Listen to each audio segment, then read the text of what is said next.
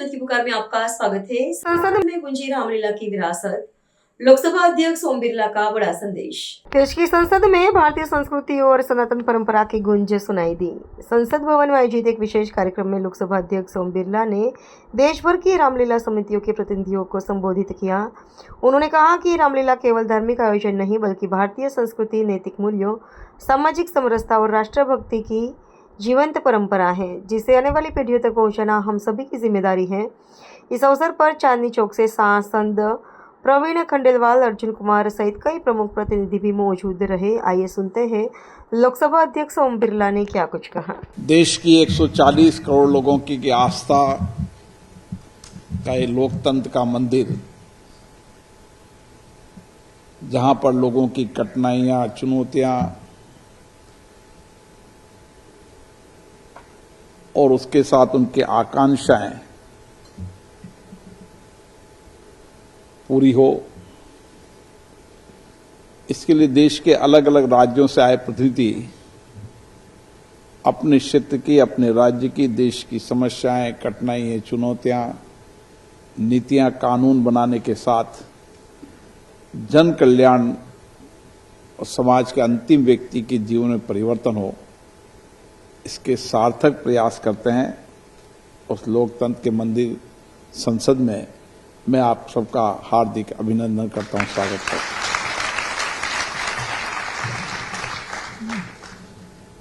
आप सब स्वागत के योग्य हैं। आपने भारतीय संस्कृति की उस परंपरा को आगे बढ़ाया है ताकि आने वाली पीढ़ी भगवान राम के आदर्श जीवन, माता सीता की पवित्रता, धैर्य, भरत जी का त्याग,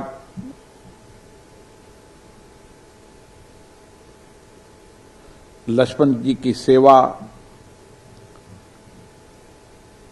और जिनका अटूट समर्पण,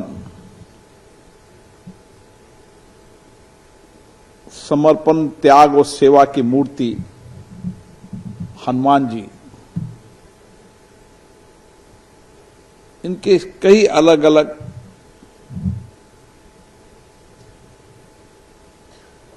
जो रामलीला के मंचों पे जिनका मंचन होता है, वो पीढ़ियों तक ऐसा जीवन जीने के लिए उनको प्रेरणा मिलती है। और मुझे इसलिए भी खुशी होती है कि भारत की राजधानी दिल्ली के अंदर ये रामलीला की परंपराएं 200 वर्ष से ज्यादा पूर्व की है। और आज भी मैं देखता हूं देश के अलग अलग राज्यों में मेरा जाना होता है, दिल्ली के अंदर, दिल्ली का कोई ऐसा क्षेत्र नहीं, कोई ऐसा इलाका नहीं जहां रामलीला नहीं होती। और रामलीला केवल मंचन नहीं है, ये वर्तमान और भविष्य की पीढ़ियों को भारतीय आध्यात्मिक संस्कृति की प्रेरणा देता है, व्यक्ति के जीवन जीने की प्रेरणा देता है, व्यक्ति को कैसा जीवन जीना चाहिए उसकी प्रेरणा देता है। इसलिए आने वाली पीढ़ी को हम भारतीय संस्कृति, आध्यात्मिक से प्रेरणा लेने का अगर एकमात्र मंच है तो रामलीला है। आप कितना पुनीत कार्य करते हैं आपको भी पता नहीं। इसलिए मैंने जब प्रवीण खंडेलवाल जी आए, सुभाष जी आए, अर्जुन जी आए, मैंने कहा आप बहुत पुनीत का कार्य करते हैं और वर्षों से आप कर रहे हैं। आपकी पहली पीढ़ी ने किया, उससे पहले पीढ़ी ने किया, कई पीढ़ियों ने किया, उस पीढ़ी को आप आगे बढ़ा रहे हैं। और आज ही उस परंपरा को आगे बढ़ा रहे हैं।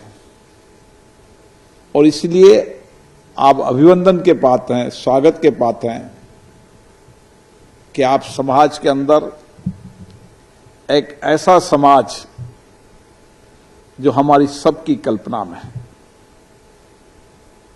जब संविधान बना था तो संविधान निर्माताओं की चर्चा संवाद के अंदर भी हम ऐसे राज्य की कल्पना करते हैं जो राम राज हो। और इसलिए आपने देखा होगा कि संविधान सभा की चर्चा के अंदर और संविधान निर्माण हुआ, जब निर्माण के बाद उसकी मूल कॉपी भी आपको देखने का सौभाग्य मिलेगा, उसमें भी भगवान राम का चित्र है, ताकि उसकी दर्शन से राज्य चले। यहां पर आप एक गेट पे जाएंगे, रामचरितमानस की चौपाई है। यहां अलग अलग धर्म संप्रदाय, जिन्होंने अलग अलग कालखंड के अंदर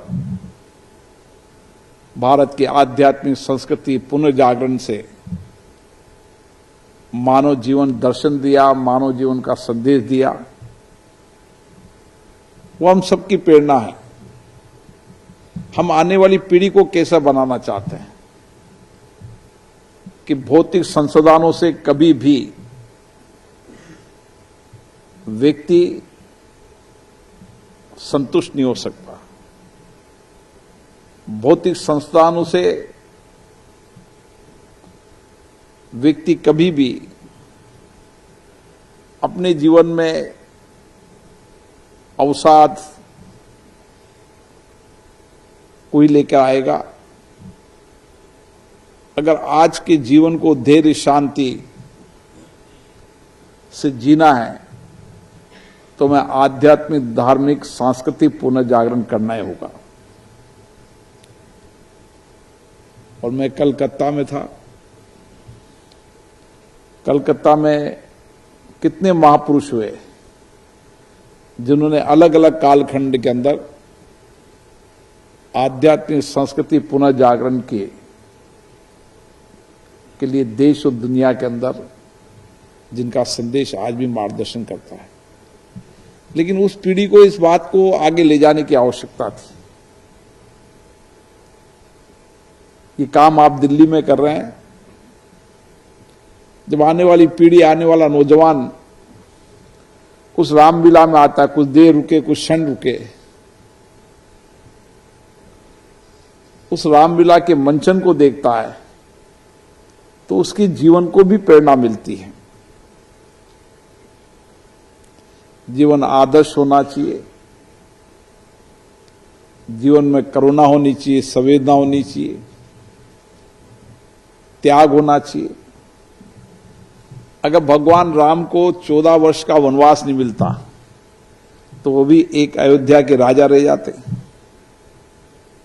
वो राजा से भगवान कब बने? जब समाज के उन दलित शोषित पीड़ित व्यक्तियों को, उनके जीवन को बदलना, उनके स्वाभिमान से खड़ा करना और अपने कष्ट पीड़ा को समाज की कष्ट पीड़ा समझना, वो जीवन ही उनको